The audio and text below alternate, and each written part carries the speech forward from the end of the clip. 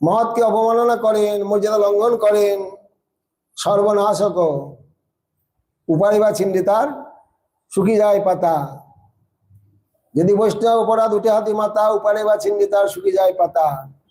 মহৎ অপরাধ, বৈষ্ণব অপরাধ সাংঘাতিক, একদম ভক্তিলতা উবড়ে যাবে, মানে ভক্তি মার্কেট থেকে এক নিচে পড়েও যেতে পারেন।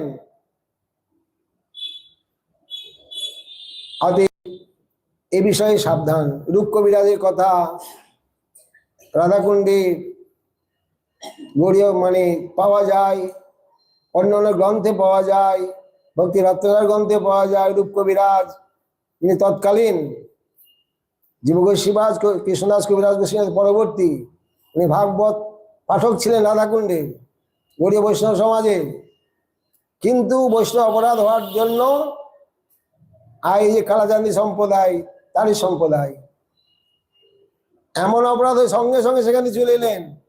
রাধাকুণ্ডে বাসও তার উঠে গেল, ভাগবত পাঠ উঠে গেল। কিন্তু পণ্ডিত ছিলেন, বিভিন্ন প্রকার অসৎ শাস্ত্র তিনি প্রণয়ন করলেন, অসৎ মার্গ অর্থাৎ কালাচাঁদি সম্প্রদায় তিনি সৃষ্টি করলেন। এসে ভক্তি মার্কেট থেকে একেবারে শেষ হয়ে গেল। এই জন্য মহৎ অপরাধ সাংঘাতিক।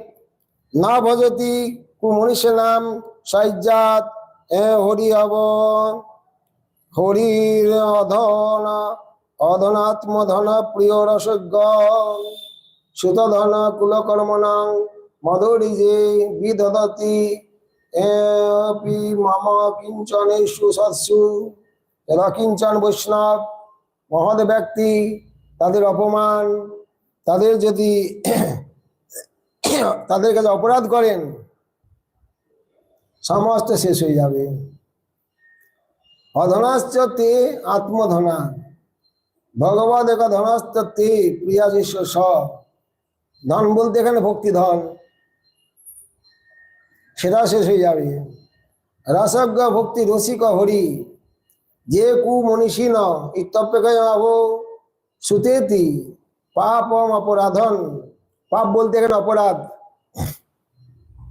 ন বিক্রিয়া বিশ্বম সুহিত সখৈস্য সাম্যেন বিতহিমতে স্তবস্তি মহৎ দিমানাথ সুকৃতাব্ধি সম্যক লঙ্ঘন্তি।